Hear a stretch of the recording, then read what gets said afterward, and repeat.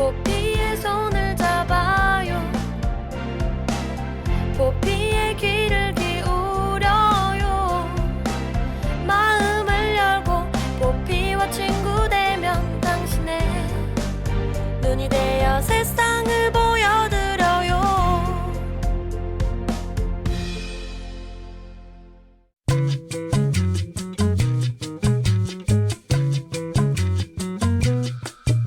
최근에 끝났지만 1980년대를 배경으로 했던 한 드라마가 큰 인기를 끌었습니다. 그런 탓에 관련 식품이나 제품들이 예전 디자인으로 다시 출시되기도 하고요. 복고풍의 광고도 등장했습니다. 또 당시 패션도 유행이라고 하네요. 네, 특히 당시의 음악들이 재주목받으면서 옛날 음악을 찾아 듣는 사람들이 많아졌어요. 이런 복고 열풍이 청년 세대와 기성 세대 간의 소통의 소재가 되면서 긍정적인 영향도 주고 있다고 합니다. 하지만 복고 열풍에는 많은 사람들이 당시로 돌아가고 싶다, 이런 마음이 반영돼 있는데요. 그만큼 지금의 우리 사회가 힘들다는 것을 반증하고 있는 것 같아서 좀 씁쓸하기도 합니다. 네, 그렇죠. 과거에는 옆집의 수저 개수까지 파악할 정도로 이웃과의 유대가 돈독했다면 지금 우리 사회는 옆집 사람 얼굴도 잘 모르잖아요. 세대 간 갈등도 지금처럼 심각하지 않았던 것 같고요. 복고 열풍으로 과거와 현재가 더 부각되고 있는 것 같아요. 전문가들은 우리가 과거에 열광하고 있는 것이 세계적으로 불황이 계속되고 또 사회가 급변하고 있다는 두려움과 불안함 심리가 과거로 돌아가고 싶어하는 마음을 또 부추기고 있다는 분석을 내놓기도 합니다. 과거를 현재보다 더 좋았던 시절이라며 그리워만 하기보다는 과거를 통해 그 시절의 따뜻함과 여유를 다시 되찾았으면 좋겠어요. 그럼 1월 29일 금요일 내 손을 잡아요. 지금 출발합니다.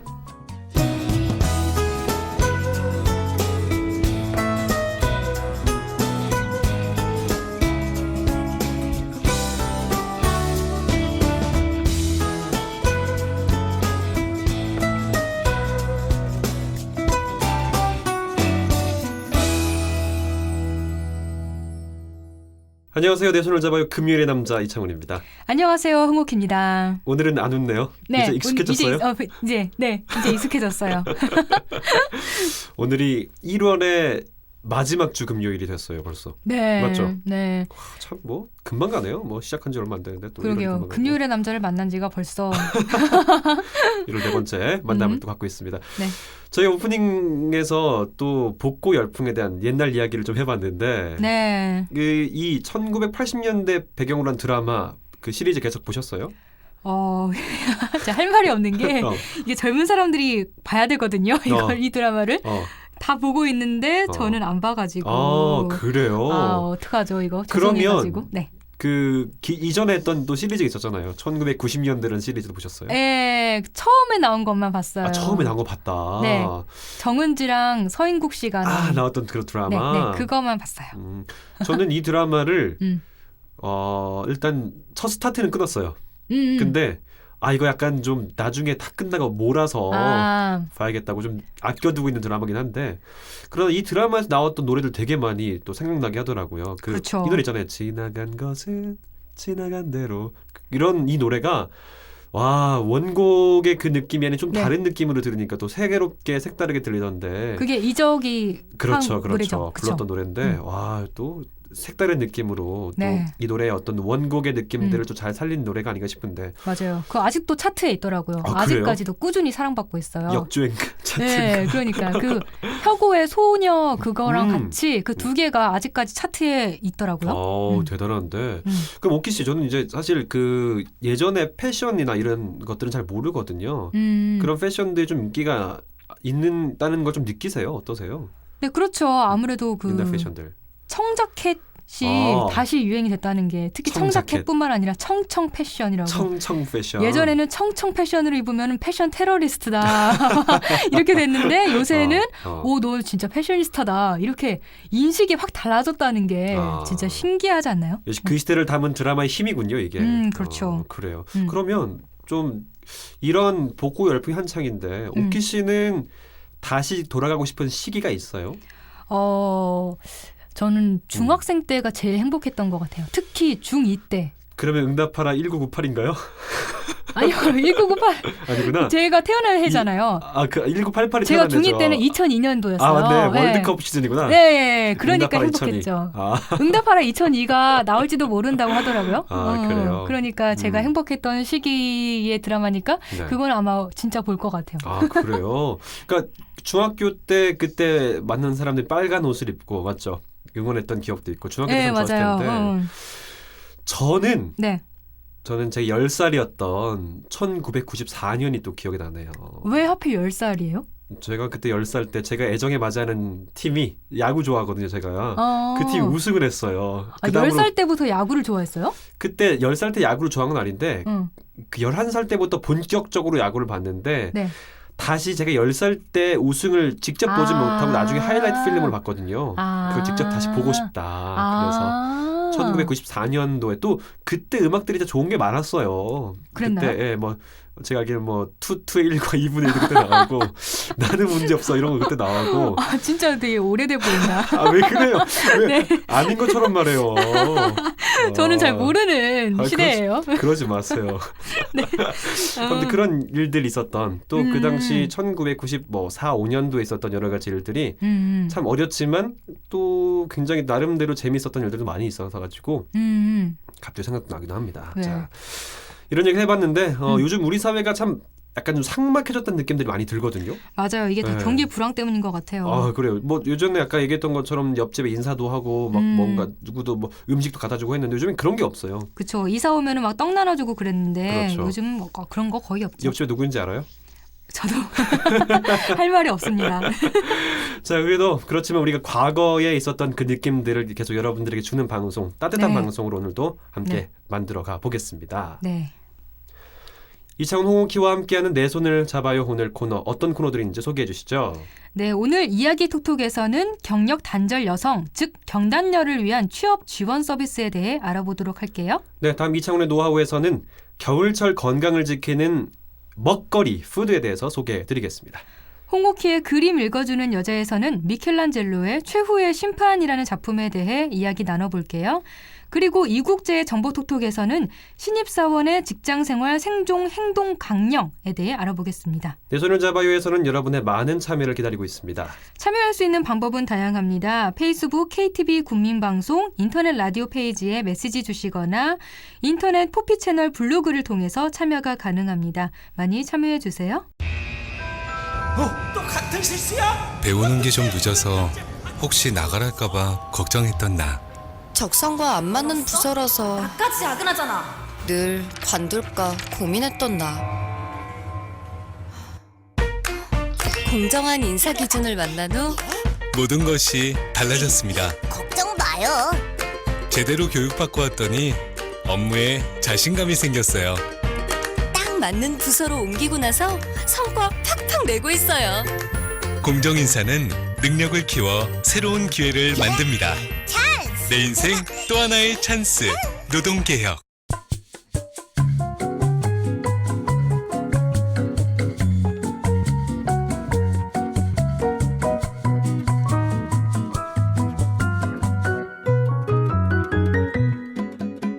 자, 첫 코너 시작해보죠. 네, 경단녀라는 말 창호 씨 들어보셨나요? 경단녀.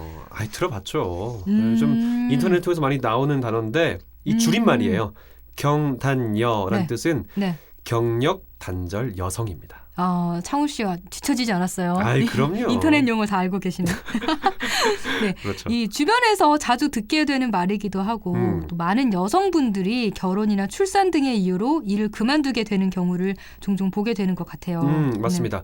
이렇게 우리 주변에서도 쉽게 찾아볼 수 있을 정도라면 실제로는 굉장히 많은 경단녀들이 있다는 거잖아요. 네, 그렇죠. 지난해 12월에 통계청이 발표한 자료에 따르면 15세에서 54세 기혼 여성 942만 명 가운데 205만 3천 명이 경력 단절 여성인 것으로 나타났다고 합니다. 비율로 보면 기혼 여성 5명 중 1명은 경단녀라고 볼 수 있는 건데요. 적지 않은 비율이죠. 5명 중에 1명이라면. 10명, 2명이잖아요, 한마디로. 네. 근데 이게 한번 경력이 단절된 뒤에 많은 경력 단절 여성들이 일을 다시 하고 싶어도 어떻게 다시 시작해야 될지 맞아요. 또 어디에서 이런 도움을 받아야 할지 음. 막막합니다. 네, 맞아요. 그래서 이 재취업의 막막함을 느끼는 이 경단녀들의 돕기 위한 곳 어디 있습니까? 네, 바로 여성 새로 일하기 센터입니다. 아하. 여성 새로 일하기 센터에서는 경력이 단절된 여성을 대상으로 취업 상담과 직업 교육 훈련, 인턴십, 취업 연계부터 취업 후 사후 관리 등을 종합 지원하고 있는 곳이에요.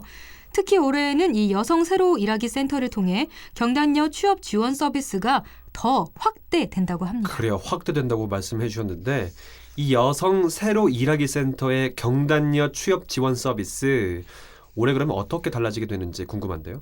네, 여성 새로 일하기 센터가 지난해까지 147개소가 운영됐는데요. 네. 올해에는 3개소를 더 추가해서 아하. 전국적으로 모두 150개소가 확대 운영될 계획이에요. 그래요? 그래서 여성 새로 일하기 센터가 더 확대되면서 경력 단절 여성들이 자신이 살고 있는 지역의 센터를 보다 손쉽게 찾아가고 이용할 수 있게 된 거죠. 그러면 어떤 서비스 이용할 수 있어요? 찾아가는 취업 지원 서비스를 통해서 구직자가 있는 곳을 직접 찾아가서 취업 설계사가 이력서나 직업 상담, 심리 검사 등 종합적인 취업 상담을 해주고 있고요. 찾아간다. 네. 네. 구직자의 취업 의욕을 향상시키기 위한 상담 프로그램도 운영하고 있고요. 그리고 기업에서 원하는 맞춤형 인재를 양성하기 위한 직업 교육 훈련을 제공하고 있습니다. 자, 훈련까지 제공한다 말씀해 주셨어요. 네. 자, 그런데 이제 단순히 취업을 알선하는 것에서 끝나는 게 아니라 경력 단절 여성이 재취업을 한 뒤에 사실 다시 경력이 단절되지 않도록 하는 게 되게 중요할 것 같거든요. 맞아요. 이것도 중요하죠. 네. 그래서 여성 새로 일하기 센터에서는 장기간 직장을 다니지 않은 경력 단절 여성이 취업 후에도 직장에 잘 적응할 수 있도록 인턴십 기회나 직장 적응 체험 프로그램, 경력 단절 예방 프로그램 등으로 취업한 회사에 잘 적응할 수 있도록 돕고 있어요. 기업을 대상으로는 여성이 일하기 좋은 기업 환경을 조성할 수 있도록 지원하면서 고용 유지를 위한 사후 관리 프로그램을 진행하고 있다고 그래요. 합니다. 사후 관리 정말 중요합니다. 네. 자, 그동안 경력 단절 여성들이 재취업을 하더라도 대부분이 임금이 좀 적고 네, 또 맞아요. 또 비정규직의 일자리가 많다 보니까 이게 경단녀들의 재취업을 어렵게 만드는 요인이 아닌가 생각하거든요. 네. 그래서 구직자들을 양질의 일자리로 연계하기 위해서 그런 방안들도 마련돼 있는지 궁금합니다. 네, 올해에는 여성 새로 일하기 센터에서 경력 단절 여성 전문 직업 교육 훈련 공모 사업을 시범 운영하게 되는데요.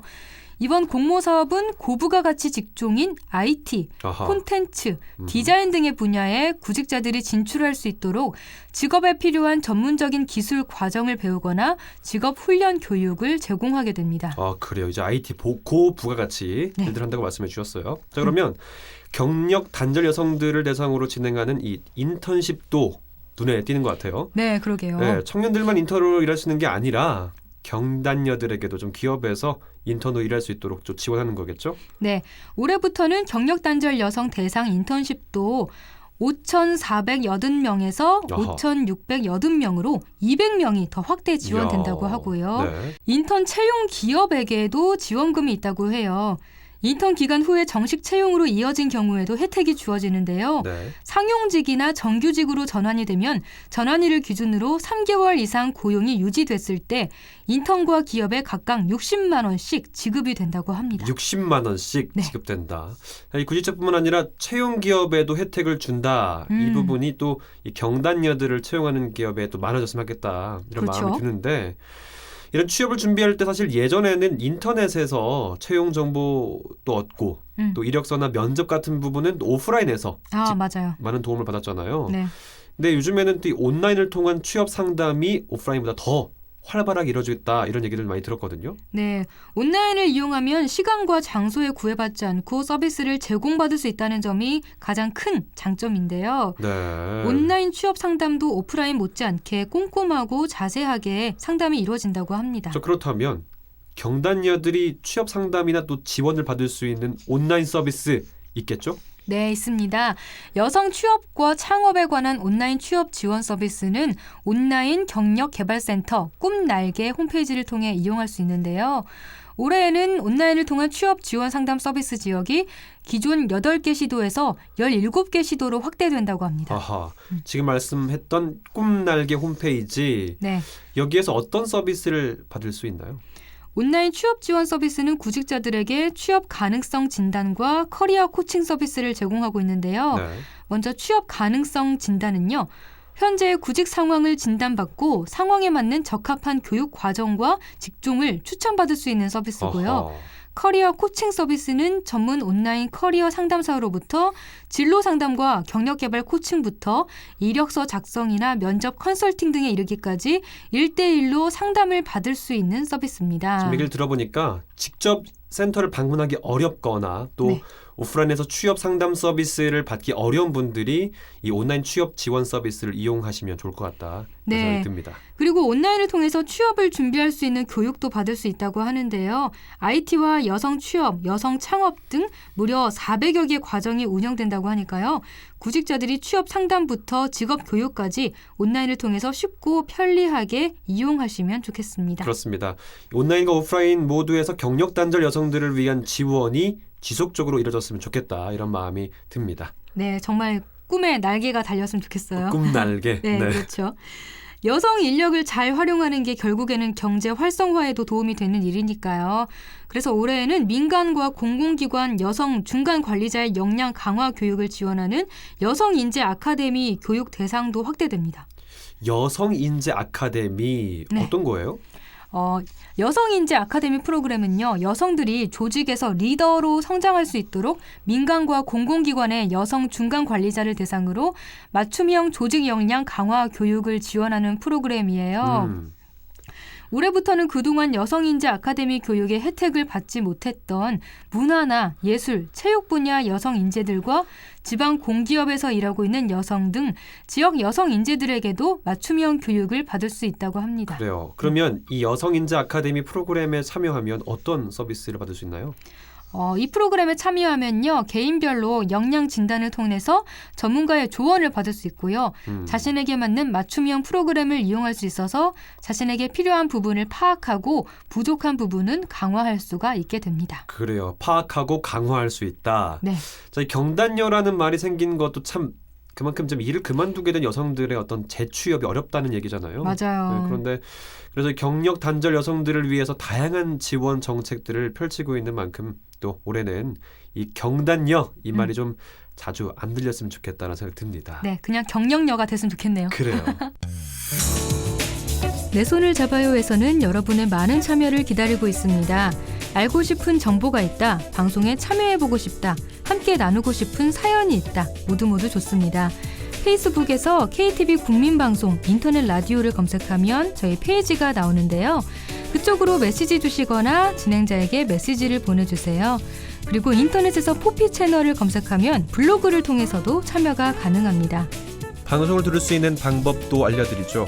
KTV 홈페이지와 모바일 앱 팟빵으로 접속하면 실시간으로 들을 수 있습니다. 그리고 유튜브를 통해서도 만나실 수 있는데요.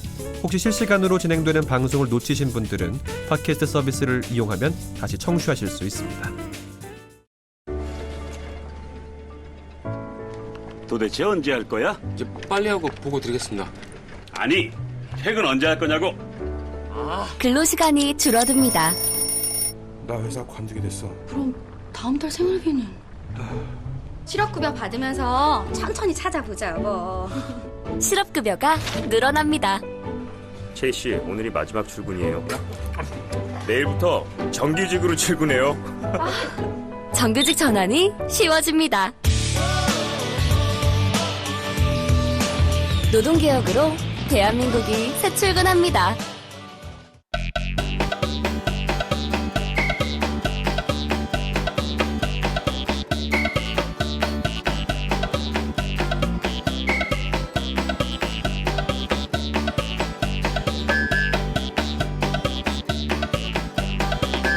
여러분은 지금 KTV 포피 채널 내 손을 잡아요를 듣고 계십니다.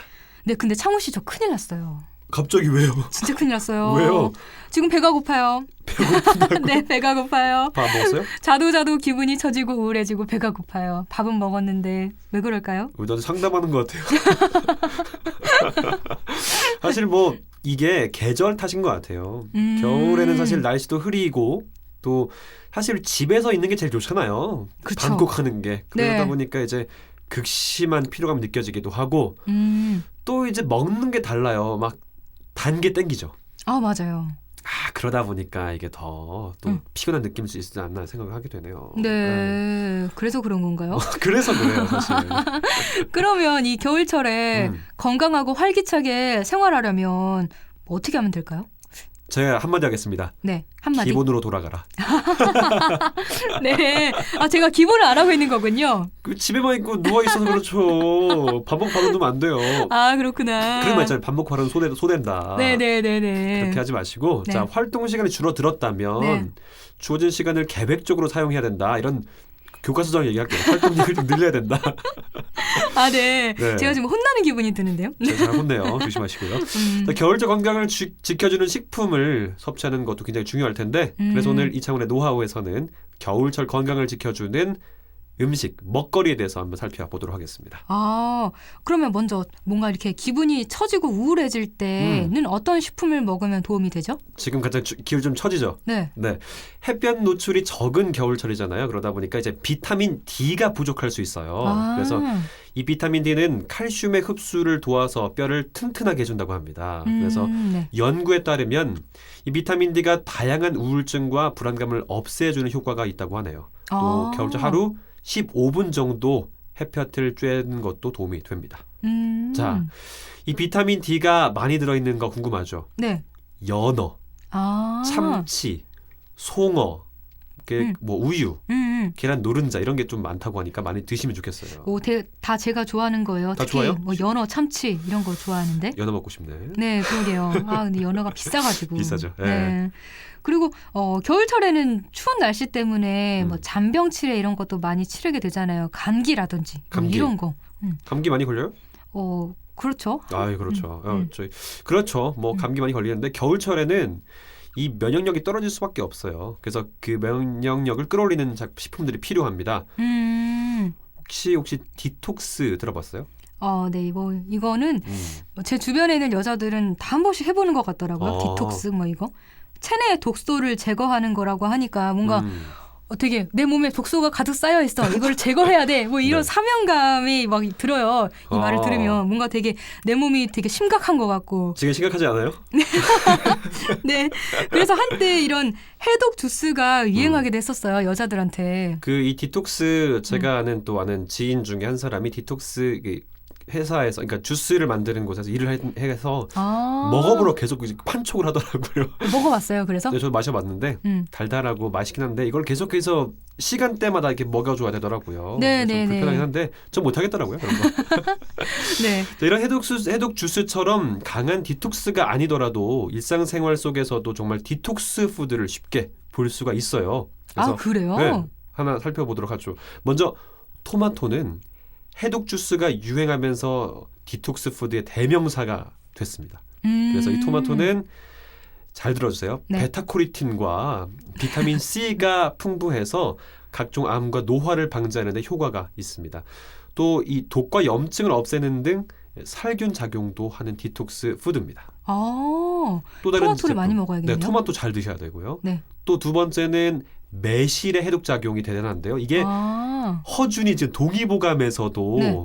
인정하고 있습니다. 매실. 네.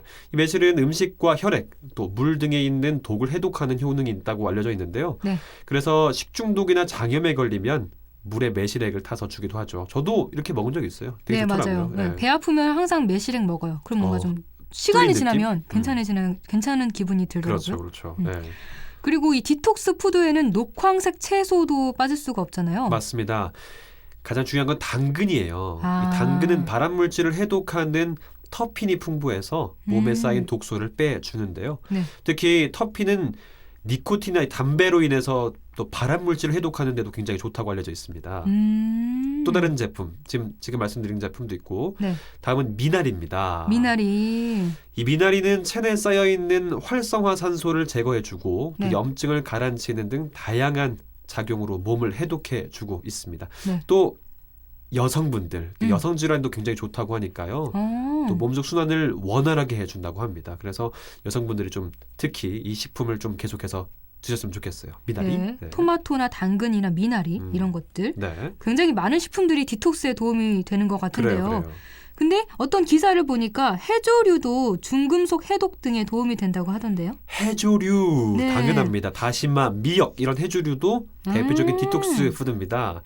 다시마는 혈액을 맑게 해주고 또 암을 예방하는 효과가 있습니다. 아, 그렇군요. 특히 다시마나 미역에는 옥소라는 성분이 있어서 네. 체내에 쌓인 방사능이나 또 중금속을 빼내주는 그런 도움이 된다고 하는데요. 자, 다른 제품.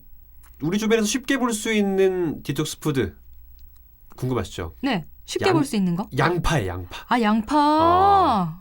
왜 이렇게 갑자기 반가워하세요? 양파. 네. 제가 월요일 방송인가에 했거든요. 순철 씨랑 같이. 네네네. 양파가 좋다고 뭐 염증에도 좋고 뭐 귀 아플 때도 좋고 뭐 이런 식으로 되게 양파에 대한 건강 얘기를 했었어요. 양파 많이 먹으면 좋다고. 저도 되게 많이 먹는 제품인데 양파 엄청 좋아요. 이 양파가 폴리페놀 성분이 풍부해가지고 또 니코틴 계속 나오네. 이 중독성이 강한 발암 물질을 해독해주는 역할을 또 합니다. 아, 그래요? 네, 이 폴리페놀은 특히 양파 껍질에 많다고 하니까요. 양파 껍질을 깨끗이 씻어서 물에 넣어서 끓인 차를 수시로 마셔주는 것도 좋습니다. 네, 맞아요. 아, 그때 그 방송에서 양파차 얘기도 했었어요. 아, 그래요? 그리고 순철 씨가 양파즙 얘기를 했었고. 양파즙. 네, 양파 좀 먹기 힘들어하시는 분들은 양파즙을 먹으면 좋다 이런 얘기도 했었어요. 생양파가 맛있지. 아, 그렇군요. 성우 씨는 네. 생양파를 추천하시고 그럼요. 네. 순철 씨는 양파즙을 추천하시고. 오케이. 네. 아무튼 이 양파가 해독에 좋다는 거, 그래요. 양파 껍질에도 좋은 성분이 많다는 거 이런 것도 좀 새롭게 알게 됐어요. 음. 이 밖에도 어떤 식품들이 디톡스에 도움이 될까요? 더덕입니다. 더덕? 오. 이 더덕은 작은 인삼이라고 봐도 무방할 정도로 효과가 탁월한데요. 더덕에는 인삼에 많은 사포닌이 포함되어 있어서 또 이뿐만 아니라 자연 강장제 등의 효능도 인삼과 비슷하다고 합니다. 그래서 또 이눌린이나 플라보노이드 등 또 항산화 성분이 풍부해서 해독에도 굉장히 좋다고 하네요. 하지만 이 더덕을 다듬을 때 좀 주의해야 될 부분이 있어요. 뭐죠? 더덕에서 나오는 진액이 손에 닿으면 사람에 따라서 좀 가려움을 느낄 수도 있다고 합니다. 그래서 더덕은 이제 비닐 장갑이나 이런 걸 끼고 손질하는 게 좋다고 하네요. 아, 더덕에서 진흙이 나오는군요. 그래요. 조심하세요. 가려워요. 요리의 문외한이라고 하죠. 네, 뭐 상우 씨도 마찬가지 아닌가요? 그래, 맞아요. 잘 몰라요, 사실. 네. 아무튼 비닐 장갑을 끼고 하시는 게 좋다고 하고요. 네. 디톡스 푸드도 좋지만 겨울철, 제철 식품을 먹는 것도 겨울철에 건강을 지키는 데 도움이 되겠죠? 맞아. 제철 음식 가장 중요해요. 자, 1월 1월 제철 음식은 좋아하는 귤, 고구마, 맛있겠다. 네. 석류, 방울양배추, 네. 자몽이 꼽힌다고 합니다.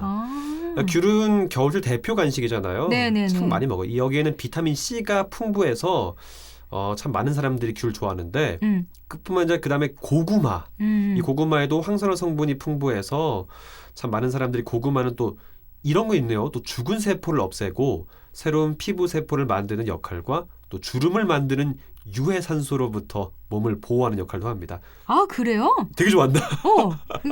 눈에 확 띄네. 네. 주름? 네. 주름 이제 신경 쓰일 때가 됐거든요. 아하. 예전부터 신경이 쓰였지만 유독 그래요. 더 신경 쓰이는 나이가 돼가지고 그래요. 고구마가 주름 예방에 효과가 있구나. 주름 때문에 고구마를 많이 먹겠군요. 네, 오늘부터 당장. 자, 슈퍼푸드인 석류 씨앗에는 섬유질과 비타민 C, 비타민 K, 또 칼륨, 철분 등이 있고요. 네. 또 방울 양배추에는 콜레스테롤을 낮춰주고 또 식사 때 포만감을 주는 섬유질이 풍부하게 들어 있습니다. 자, 마지막으로 자몽. 네. 제가 자몽 뉴스 좋아하는데 자몽에는 네. 비타민 C가 풍부해서 염증을 일으키는 유해산소를 또 막아주는 역할도 합니다. 아, 그렇군요. 굉장히 좋은 음식들이 많네요. 겨울에도. 자몽 먹어줘야겠네, 내가 또 가서. 네, 그러게요. 특히 저는 고구마. 고구마, 전 자몽. 네. 기분이 처지고 면역력도 떨어지는 겨울철에는 디톡스 푸드와 제철 식품으로 건강도 지키고 활기도 되찾으시길 바랍니다. 이제 요즘 괜찮아요? 음식 얘기 들으니까? 네, 이제 좀 갑자기- 배부른 것 같아요. 갑자기 큰일 났다고 했는데. 이야기만 들어도 배부르네요. 오케이, 오늘 또 고구마 많이 드시고. 네. 알겠습니다. 이창훈의 노하우에서는 여러분의 참여를 기다립니다. 알고 있는 정보가 있거나 또 궁금한 정보가 있으면 언제든지 참여 부탁드립니다. 내 손을 잡아요에서는 여러분의 많은 참여를 기다리고 있습니다. 알고 싶은 정보가 있다, 방송에 참여해보고 싶다, 함께 나누고 싶은 사연이 있다, 모두 좋습니다. 페이스북에서 KTV 국민방송 인터넷 라디오를 검색하면 저희 페이지가 나오는데요. 그쪽으로 메시지 주시거나 진행자에게 메시지를 보내주세요. 그리고 인터넷에서 포피 채널을 검색하면 블로그를 통해서도 참여가 가능합니다. 방송을 들을 수 있는 방법도 알려드리죠. KTV 홈페이지와 모바일 앱 팟빵으로 접속하면 실시간으로 들을 수 있습니다. 그리고 유튜브를 통해서도 만나실 수 있는데요. 혹시 실시간으로 진행되는 방송을 놓치신 분들은 팟캐스트 서비스를 이용하면 다시 청취하실 수 있습니다.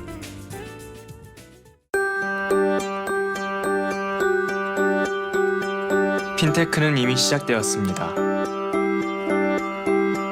결제, 송금, 은행 업무 등 우리는 예전보다 간편하고 빠르게 사용하고 있습니다. 새로운 방식으로 예금, 보험, 펀드, 편리한 생활을 누리고 있죠.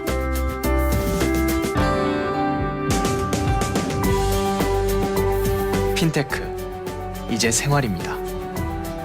금융개혁은 이미 시작되었습니다.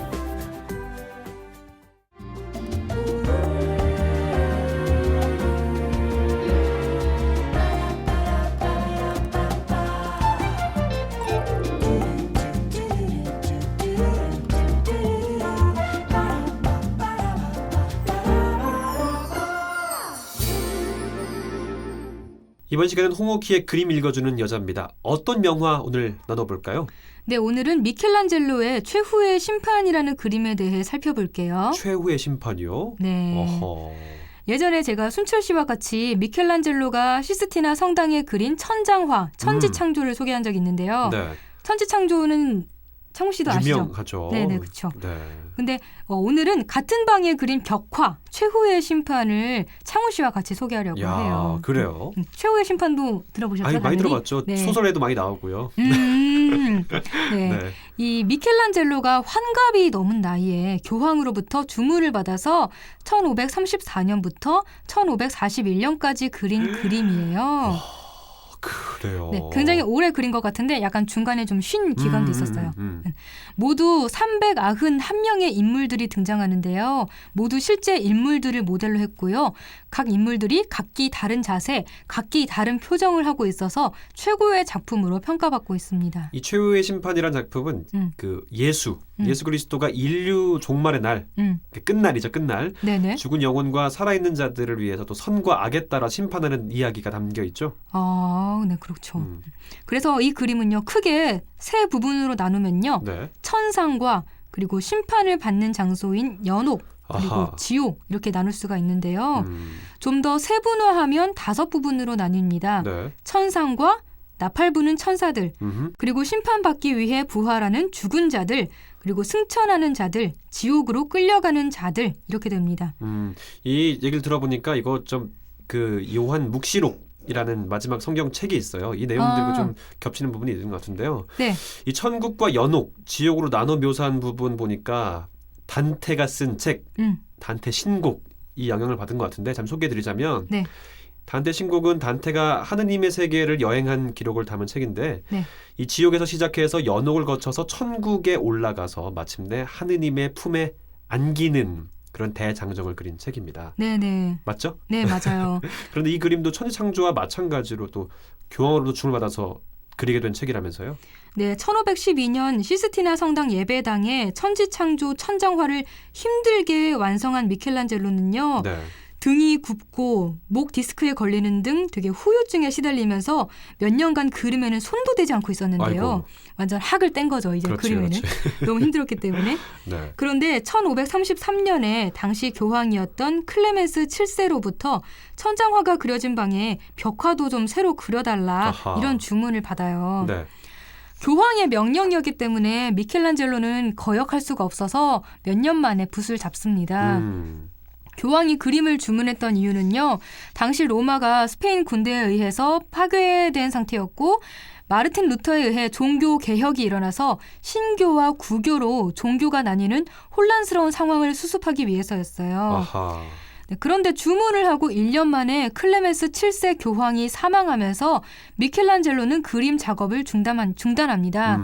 별로 그렇게 뭐 그림에 대한 되게 힘들게 그림을 그리게 대한 그런 열정이 없었기 한마디로 때문에 굳이 그래야 되나? 네네네. 그런 거죠? 네. 그리고 또 주문했던 교황이 죽었기 때문에 약간 보수에 대한 문제도 있고 그렇죠, 그렇죠. 그림 보수를 정확히 받을 수 새 없을지도 집행부가 모른다. 구성되면 좀 쉽지 않잖아요, 다시. 네, 그렇죠. 그래서 그림 작업을 중단했는데요.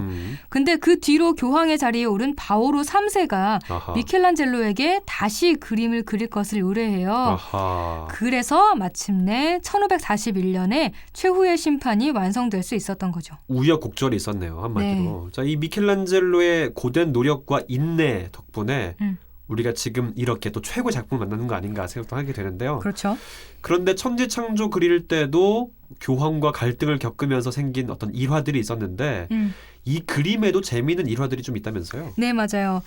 제가 아까 이 그림에 있는 인물들이 실제 인물을 모델로 했다고 했었잖아요. 맞아요. 이 그림에서 열쇠를 들고 있는 사람으로 상징되는 베드로의 얼굴은 바오로 3세를 모델로 했어요. 아하. 네, 교황은 자신이 베드로로 묘사되는 것에 아주 만족했다고 그럴 해요. 수밖에 없겠네요. 네. 이 베드로가 예수의 12제자 중 그렇죠. 한 명이죠. 수제자라고 하죠. 네. 네. 수제자? 뭐 그런 정도이기 그렇게 때문에. 말하고 합니다. 네. 그래서 굉장히 만족했던 것 같아요. 베드로였기 때문에 자신이. 그리고 베드로를 또 추앙하잖아요. 성 베드로 성당 해가지고. 아, 네, 맞아요. 그렇죠. 네, 그러다 보니 더 그랬었겠죠. 네.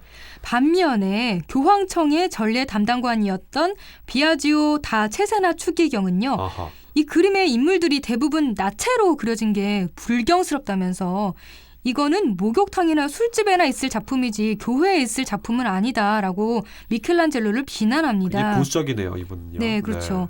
이 그림에서는 예수조차 나체로 그려졌거든요. 아하. 네, 그래서 어떻게 예수를 나체로 그릴 수가 있느냐 이러면서 되게 비난을 해요. 아하. 또 보수적인 교회 입장에서는 좀 충격적인 일이었겠죠. 그렇겠죠. 그래서 당장 주요 부분을 옷으로 가리라고 명령을 합니다. 그런데 미켈란젤로는 자기 그림에 대해서 막 이러쿵 저러쿵 하는 게 되게 못마땅했어요. 사실 다 마찬가지 아니에요? 그런 거 말하는 거? 쉽죠. 네. 네, 그죠. 자기가 그린 그림인데. 그렇죠. 네. 근데 게다가 비아지오는 좀 타락한 성직자였거든요. 아, 그래요? 네, 되게 깨끗하지 않았어요. 아. 그래서 누가 누구 보고 뭐라고 하는 건지 약간 좀 뭐 묻은 개가 뭐 묻은 개 나무란다 뭐 이런 생각이 들었을 것 같아요. 네. 미켈란젤로 입장에서는. 그래서 이 그림의 지옥 부분에서 지옥의 왕이자 심판관인 미노스의 얼굴을 비아지오의 얼굴로 그립니다. 아. 그뿐만 아니라 당나귀 귀를 하고 있는 모습으로 그리고요. 몸은 뱀에게 칭칭 감긴 모습으로 그렸어요. 거기다가 그 생식기 부분을 뱀이 물고 있거든요. 이렇게 굉장히 우스꽝스럽게 만들었어요. 와, 이 비아지오 이 사람 엄청 놀랐겠는데요. 네, 그러니까요. 자기 모습이 이렇게 그려진 걸 봤다면 깜짝 놀랐겠죠. 그래, 맞아요. 네. 그래서 교황에게 가서 일러요. 미켈란젤로가 나를 이렇게 그렸는데 제발 좀 수정해달라고 해달라. 쪼잔하네. 네. 교황에게 가서 이렇게 교황 힘에 빈 거죠. 그렇죠. 그런데 교황은요. 일단 자기가 베드로잖아요. 그렇지. 굉장히 만족을 했어요. 베드로로 그려진 것에. 근데 괜히 미켈란젤로에게 그림에 대해서 한마디 거들었다가 자기도 좀 이상한 모습으로 바뀔까 봐 좀 겁을 먹었어요. 그래서 그냥 비아지오 보고 참으라고 해요. 네가 참아라. 네가 참아라. 네. 그러면서 교황이 한 말이 되게 기가 막혀요. 뭐라고요? 나는 네. 천국과 그 중간 지점밖에 영향력이 없다. 지옥은 아이고. 내 관할이 아니라서 마음대로 할 수가 없다. 이런 말로 지옥에 그려진 비아지오를 회유합니다. 와, 비아지오는 되게 배신감 엄청 느꼈을 것 같아요. 이게 네, 들어보니까. 뭐 자기는 잘 그려졌다 이거죠. 심하네. 속으로 이런 말 했을 것 같은데. 네, 그래서 네. 이번에는 미켈란젤로에게 직접 가서 제발 내 모습을 바꿔달라고 사정 아닌 사정을 합니다. 그런데 미켈란젤로가 이렇게 말했다고 해요. 나는 당신보다 더 끔찍한 모습을 하고 있다고. 그래요? 네. 이 얘기를 들으니까 음. 그림 어떻게 그려지 궁금한데요. 네, 이 부분은 미켈란젤로가 어떻게 그려졌는지 그림 해설하면서 말해드릴게요. 자, 그럼 오키 씨의 그림 설명 지금부터 함께 들어보죠. 바티칸 시스티나 성당 예배당의 벽에 그려진 최후의 심판은 같은 장소 천장에 그려진 천지창조와 더불어 미켈란젤로가 탄생시킨 최고의 대작입니다. 총 391명의 인물들이 등장하는 최후의 심판은 5부분으로 나뉩니다. 가운데에 예수를 중심으로 그려진 천상계와 그 밑에 있는 나팔부는 천사들, 천사들 오른쪽에 지옥으로 끌려가는 자들, 천사들 왼쪽에 천상으로 승천하는 자들, 그리고 그 밑에 심판받기 위해 부활하는 죽은 자들이 있습니다. 그림의 가운데 부분에 구름 위에 올라탄 채 오른팔을 들고 아래를 내려보고 있는 사람은 예수입니다. 최후의 심판 속 예수는 온화한 표정이 아니라 심판을 내리는 단호하고 냉정한 표정으로 그려졌습니다. 또한 수염이 없고 근육질의 건장한 신체를 가진 남성으로 묘사됐습니다. 예수 옆에 있는 여자는 성모 마리아입니다. 아래를 내려다보면서 승천하거나 지옥으로 떨어지는 인간들을 지켜보고 있습니다. 예수와 성모 마리아 주위로는 12제자들과 성인들이 자리하고 있습니다. 특히 예수 바로 옆 그림 오른쪽 부분에 양손에 열쇠 2개를 들고 있는 백발의 베드로는 당시 교황이었던 바오로 3세의 얼굴을 모델로 했습니다.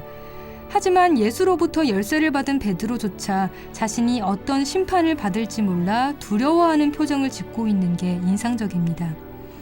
예수가 있는 구름 아래쪽에는 나팔부는 천사들이 있는데요. 책을 2권 들고 있는 걸 볼 수 있습니다. 두께가 얇고 작은 책은 천국으로 향할 사람들의 이름이, 크고 두꺼운 책에는 지옥으로 향할 사람들의 이름이 적혀 있습니다. 천국보다 지옥으로 갈 사람들이 훨씬 많다는 걸 의미하죠. 연옥에서 심판을 기다리는 자들은 긴장한 표정입니다. 천상으로 올라가는 사람들은 기쁨에 찬 표정, 몽둥이로 맞아가며 떠밀려서 지옥으로 떨어지는 사람들은 체념하거나 공포에 질린 표정을 하고 있습니다. 그림의 오른쪽 아래, 즉 예배당으로 들어오는 입구 바로 위쪽 부분에 뱀에게 몸을 칭칭 감기고 당나귀 귀를 가진 인물이 있습니다. 지옥의 왕 미노스입니다. 최후의 심판 속 인물들이 모두 나체로 그려졌다며 미켈란젤로를 비판했던 비아지오 체세나 추기경의 얼굴을 모델로 그려졌습니다. 입구 바로 위에 그려져 있어 누구나 가장 쉽게 발견할 수 있는 위치에 있는 데다 지옥의 왕이 되어버린 자신의 모습을 본 비아지오 추기경은 굉장히 당황할 수밖에 없었습니다. 하지만 그림 속에 나타난 미켈란젤로의 모습을 보고 비아지오 추기경도 더 이상 말을 하지 못하게 됩니다. 예수의 밑에 한 손에 작은 칼을 들고 한 손에는 인간의 벗겨진 가죽을 들고 있는 이가 있습니다. 예수의 12제자 중 하나인 바르톨로메오입니다. 이 성인은 선교 활동을 하다가 산채로 가죽이 벗겨지는 형벌을 당해 순교했습니다. 그 벗겨진 가죽의 얼굴이 바로 미켈란젤로 자신입니다. 이렇게 자신을 흉측한 모습으로 그리면서 자신의 죄악과 그에 대한 두려움을 표현한 것입니다. 어느 누구도 심판을 비켜갈 수 없다는 미켈란젤로의 의도가 느껴지기도 합니다. 네, 이 그림 얘기를 듣고도 보니까 비아지오 추기경이 왜 그림을 수정해달라고 못했는지 알겠네요. 네, 미켈란젤로는 자신을 벗겨진 살가죽이라는 끔찍한, 흉측한 모습으로 그렸으니까요. 그럴까요? 네. 네. 그런데 비아지오뿐만 아니라 완성된 이 그림을 본 사람들이 아예 이단이라면서 아하. 나체로 표현된 그림을 하나같이 비난하고 나섰습니다. 하지만 미켈란젤로는 한사코 자신의 그림을 고치지 않았어요. 그러다가 미켈란젤로가 죽기 1년 전에 피우스 4세가 교황이 됐을 때 비속한 부분은 모두 가려져야 한다는 칙령이 내려져서요. 칙령. 그림을 진짜 수정하게 됩니다. 아하. 이 일은 미켈란젤로의 제자인 다니엘라 다 볼테라가 하게 됐어요. 볼테라는 스승의 그림을 최소한으로 고치기 위해서 신체의 중요 부분만 천으로 가리는 식으로 수정했습니다. 하지만 이후로 볼테라는 스승의 그림에 기저귀를 채웠다면서 기저귀 화가라는 오명을 떠안게 돼요. 아우, 왠지 좀 치근한데요. 네, 그렇죠. 네. 오랜 시간이 지난 후에야 최후의 심판을 원래의 모습대로 돌리기 위해서 복원가들이 위에 덧칠해진 부분을 지울 수가 있었습니다. 근데 저는 이 그림을 보면서 이런 생각이 들더라고요. 어떤 생각이요? 천지창조와 최후의 심판이라는 거대한 그림을 2개나 그리고 떠난 미켈란젤로가 네. 과연 죽어서 어떤 심판을 받았을까? 죽어봐야 알라나요? 네, 이렇게 네. 엄청난 그림을 그려도 미켈란젤로 자신의 어떤 개인적인 죄악이 있다면 어떤 그렇죠. 심판을 받게 될까? 이런 생각이 들어요. 그래서 저도 그분 참 궁금합니다. 어떻게 그랬을 진짜 어떻게 될지 궁금한데 네. 저는 이 그림에서 베드로도 참 되게 성직자 또 사도라고 불리는 한 제자거든요. 네. 근데 이 최후의 심판 앞에서 두려워하는 표정이 있다. 이 부분을 표현한 부분이 야, 심판 앞에서는 참 모두가 두렵게 떠는구나. 참 그런 부분이 인상적으로 느껴지는 부분이었습니다. 네, 맞아요. 착하게 살아야 돼요. 저는 되게 착해 원래. 아닌가? 맞아요. 네, 인정해 줄게요. 그래? 그러면 이제 제가 인정해 주면 되는 건가요? 착하다고? 되게 약간 뭔가 이 말투에 뭔가 좀 있어요. 네. 아니, 착하다고요. 이제 착하시니까 제가 인정해 줬으니까 알겠습니다. 좋은 심판 받게 될 거예요. 네. 네. 네, 오늘은 오키 씨와 함께 미켈란젤로의 최후의 심판 이 작품을 함께 감상했습니다. 네, 듣고 싶은 명화가 있다면 주저하지 말고 메시지 보내주세요. 페이스북 KTV 국민방송 인터넷 라디오 페이지나 저희 블로그에 남겨주시면 됩니다. 난 잘못된 것을 바로잡고 싶었을 뿐이라고. 공익신고 아시죠? 국민권익위원회는 그동안 부족했던 신고 분야를 보완하고 공익신고자를 철저하게 보호하기 위해 공익신고자 보호법을 개정했습니다. 우선 신고 대상을 늘렸습니다. 안전이나 건강 등 국민 생활과 관련이 있는 99개 법률을 공익신고 보호 대상으로 추가했고 특별보호 조치를 신설해 내부 공익신고자를 철저히 보호합니다. 공익침해 행위가 발생했다고 생각할 만한 합리적인 이유가 있는 경우에도 보호 조치가 가능합니다. 공익신고자가 받을 수 있는 피해도 최소화했습니다. 신고자가 위법 행위와 관련이 있더라도 형벌이나 징계는 물론 불리한 행정처분까지 감면받을 수 있습니다. 권익위가 복직 등의 보호 조치를 결정하면 회사는 부당한 인사 조치를 되돌리는 등 정해진 기한 내에 결정을 따라야 합니다. 소송 등으로 이행을 미루면 이행 강제금을 내야만 하죠. 내부 신고자는 최고 20억 원의 보상금을 받을 수 있으며 공익에 기여한 사람은 포상금을 받을 수 있습니다. 공익침해 행위 발견 시 국민권익위원회 등 공익신고기관에 신고하면 신고기관은 법률 위반 여부를 확인하고 사건을 처리합니다. 공익신고자는 법에 의해 철저히 보호받을 수 있습니다. 2016년 1월 25일부터 시행될 공익신고자 보호법. 당신의 양심을 응원합니다.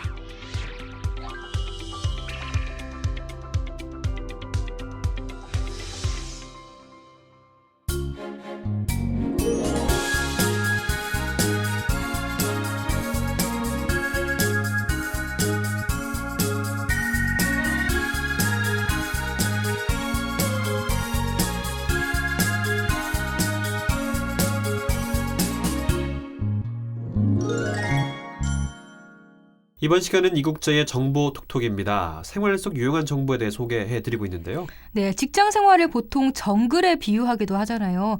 특히 신입사원들에게는 이 정글에서 생존하는 게 무엇보다 중요하겠죠. 그래서 오늘은 신입사원의 직장 생활 생존을 위한 행동 강령에 대해 알려드립니다. 이국제의 정보 톡톡. 어제는 신입사원의 직장생활 10계명이라는 제목으로 신입 시절에 염두에 둬야 할 포괄적 지침을 말씀드렸는데요. 오늘은 조금 더 쉽게 어떻게 행동하는 게 직장에서 생존하는 데 도움이 되는지 말씀드리겠습니다. 직장생활 생존을 위한 행동 강령이랄까요?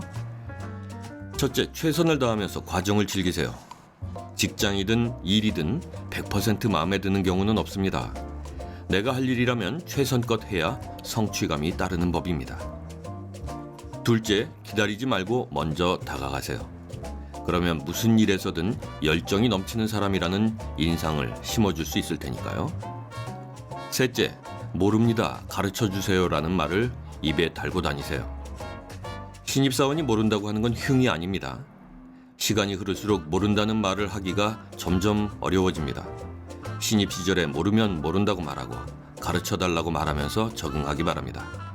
그런 신입 직원일수록 선배들은 더 편하게 느끼거든요. 넷째, 애교 있는 사람이 되기 바랍니다. 신입사원은 조직의 막내입니다. 막내다운 애교를 부릴 줄 아는 신입사원이 사랑받는 겁니다.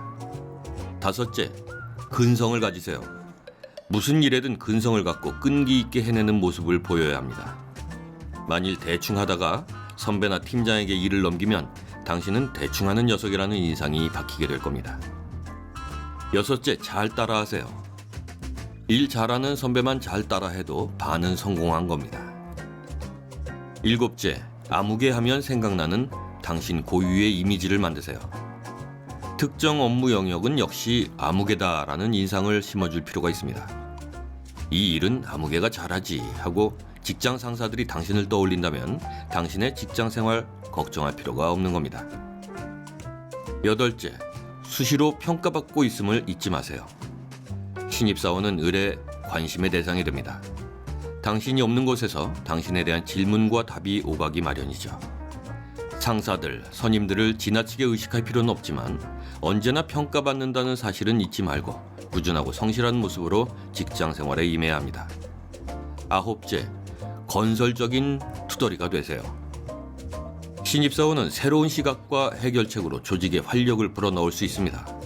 신입다운 패기와 순수함 그리고 열정을 보여주기 바랍니다. 10번째, 승진하는 그날을 준비하세요. 신입사원이라고 수동적인 자세로만 일하기보다 팀장의 입장에서 생각해보는 습관을 가지세요. 이런 자세를 가지면 성과가 향상될 테고 선배 사원들과의 관계에서도 많은 도움을 받을 수 있을 테니까요. 오늘 말씀드린 내용들 실천하는 거 어려운 거 아닙니다. 오히려 여러분들은 그 이상도 하실 수 있습니다. 여러분이 직장에서 보내는 시간은 여러분 인생에서 가장 긴 시간들입니다.